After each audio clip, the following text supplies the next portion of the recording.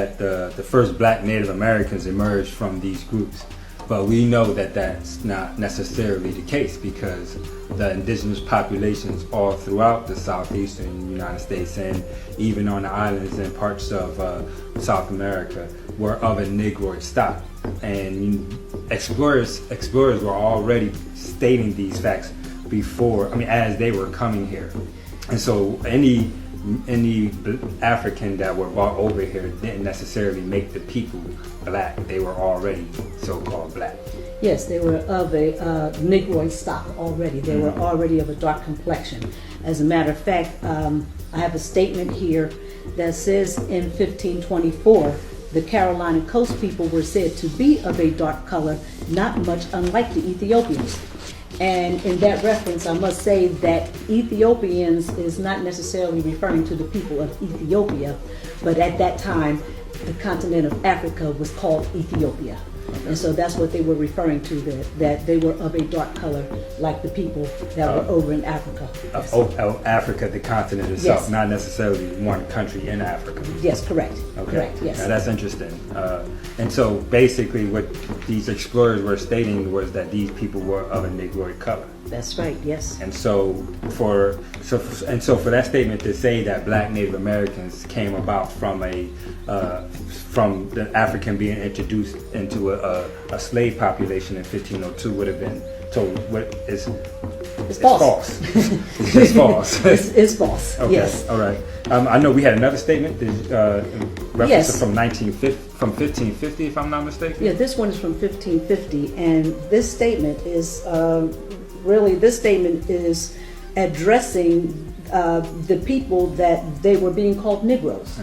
So this one, it says that a Spanish official wrote to the king, and again this was in 1550, and it says, in the island of Puerto Rico there were above 15,000 Negroes and less than 500 Spaniards, and in all of Hispaniola there may be 2,000 Spaniards and there are over 30,000 Negroes.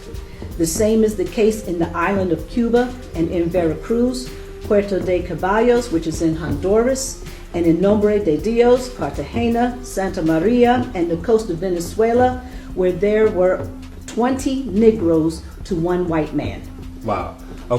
Okay, so basically what they're stating is that the population is a Negroid population, without a doubt.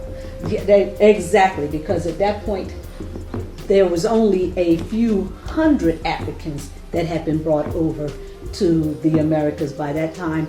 Maybe a low count, I'm not sure exactly what the count, but there was no way that all of these people could have been in African stock. Well, this is the islands, and around the islands in Mexico, Venezuela, Honduras. So this is all in the Gulf area, which is where they were exploring. Okay, but we haven't touched on Florida, South Carolina, Georgia, or any of these southern states yet. No, not yet. No. Okay, so let's go to But the first point that we did mention, they did mention about the Carolina coast people being of a dark complexion as well. Right. Okay, Yes. and that was 1524. Yes, correct. Okay. So that statement was before this statement was made. Okay. All right. Oh, and yes, so most just definitely. because you were a slave, that didn't mean that you came from Africa. And as a matter of fact, later on we'll see more than likely they were of a Native American stock rather than African, as far as being on the mainland United States.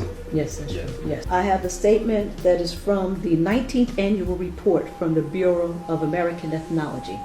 This is 1897 to 1898. This is a publication that comes out from the Smithsonian Institute. And the statement reads as, the Indians associated and intermarried with the Negroes until they finally lost their identity and were classed with that race, so that a considerable portion of the blood of the Southern Negroes is unquestionably Indian.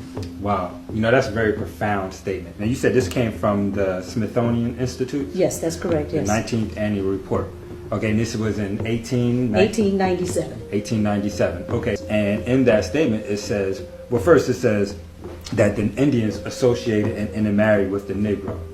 Now, again, Negro is a term that they use to classify the indigenous population since the time of their arrival. That's correct. And so what Negroes are we talking about here? Exactly. We don't know which Negroes they're talking about, and especially during slavery, that the Indians and the black, they were all grouped together And classified as Negroes. Okay, Correct. and then so that's when the numbers really begin to be of importance.